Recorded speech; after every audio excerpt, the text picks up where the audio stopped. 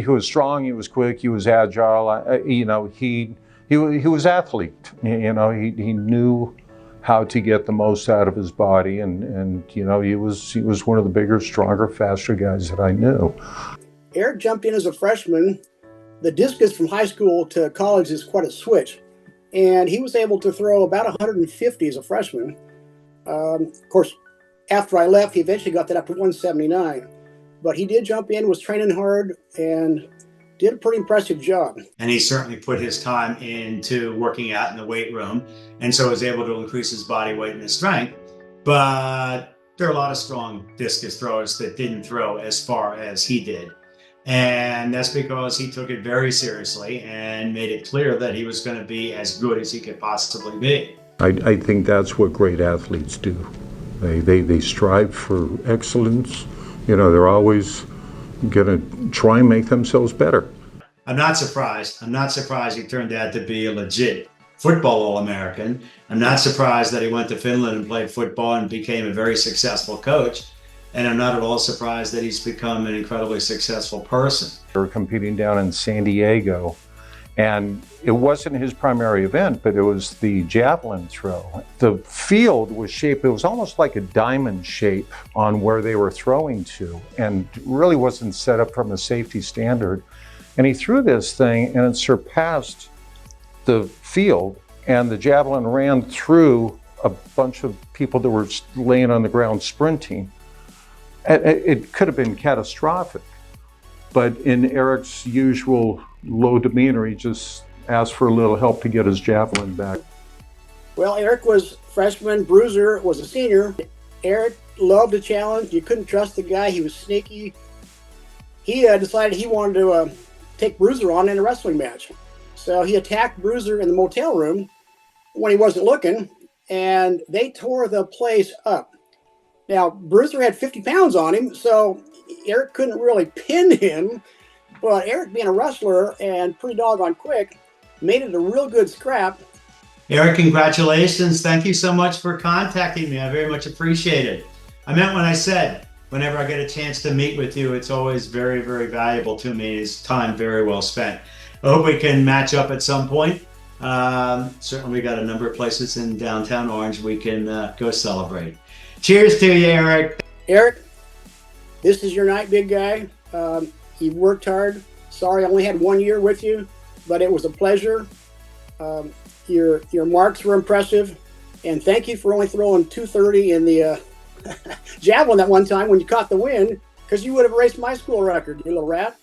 But hey, congratulations. We welcome you to the Chapman Hall of Fame. Eric, proud of you. I told Steve I thought they got the last names mixed up on this. I thought it was me being inducted, but when I found out it was you, I thought, all right, I'll go along with it. Well deserved. You proved yourself. You were a champion in many ways. Couldn't be more happy for you, buddy. Eric, I know you know this, but in 1983, I was a freshman at Chapman College, right? And that's your senior year. In our athletic field, Wayne Snell, I can appreciate what you said about the facilities changing, right? Because our athletic field, it was a grass dirt field, right? Obviously nothing would and I'd look in that corner and I could see that little ring that you would throw at. And as a strength enthusiast, I'd say, man, look at that dude. He's a strapping, strong dude. And I never really, I'm an underclassman. But when Monty Smith would treat you in the athletic training room, I got to see and meet you. So listen, congratulations. And that record stands to this day. This is 40 years later, Eric. 40 years later, man, and that record still stands with the discus. So this is long overdue, so well deserved. So listen, Brad Breen, Brad Long, watch that guy Eric sends next to you though.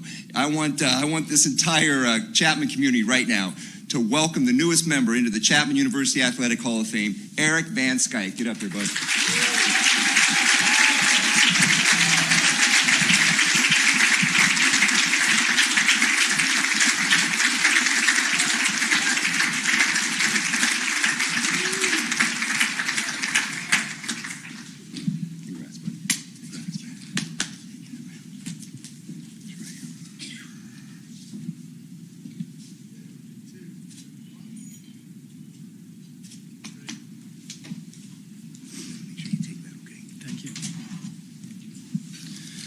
Well, thank you.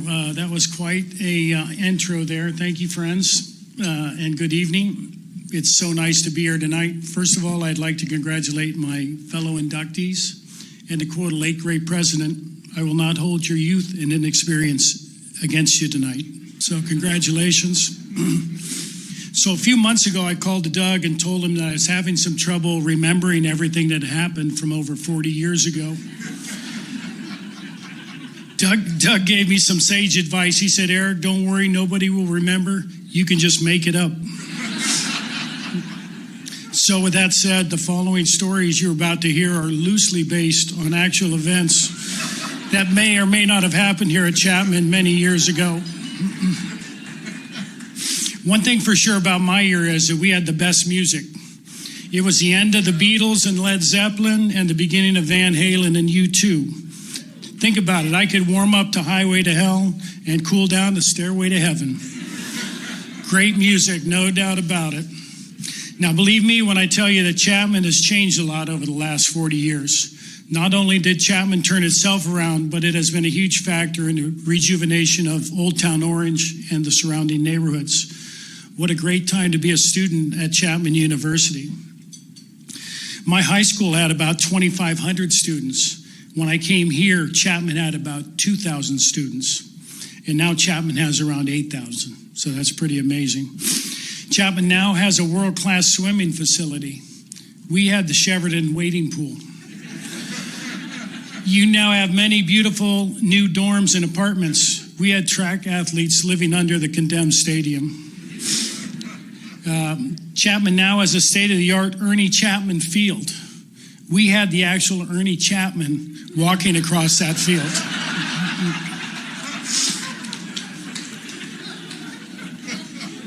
No lie, no lie. When I was at Chapman, the Orange Circle was full of antique stores and senior citizens and O'Hara's. Now the Orange Circle is full of new bars and great restaurants and a lot of young people and O'Hara's. The experiences I had here at Chapman were incredible. I remember my first practice with my coach, Brad Long. So I came in as a freshman. I'd been working out hard all summer, feeling pretty good about myself. Came to practice, had my tank top on. Brad looked at me and said, "Why are you so freaking skinny?" And we didn't even have that word in the dictionary back then.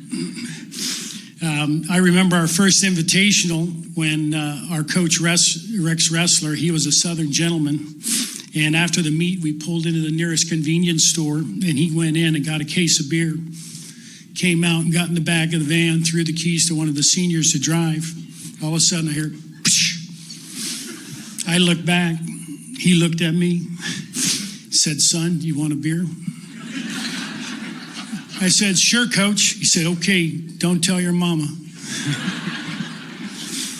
I remember being in the dorms in 1980 when the U.S. amateur hockey team beat the Soviet Union professionals, called the Miracle on Ice.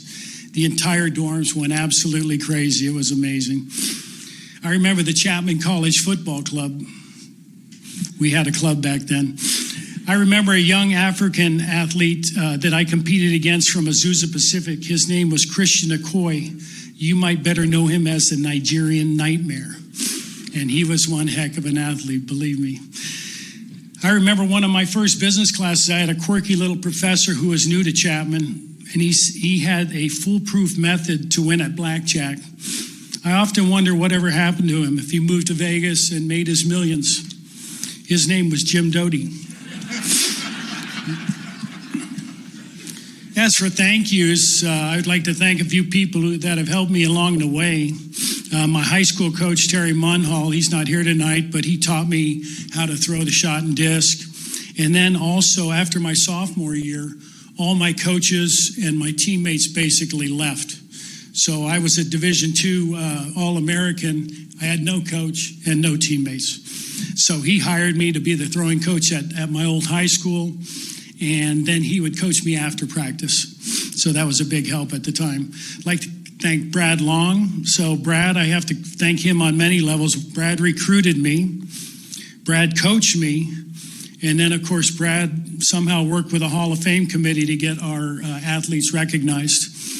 Joe Phillips, national champion. Brad Breen, national champion. So, Brad, we're in debt to you. Thank you so much.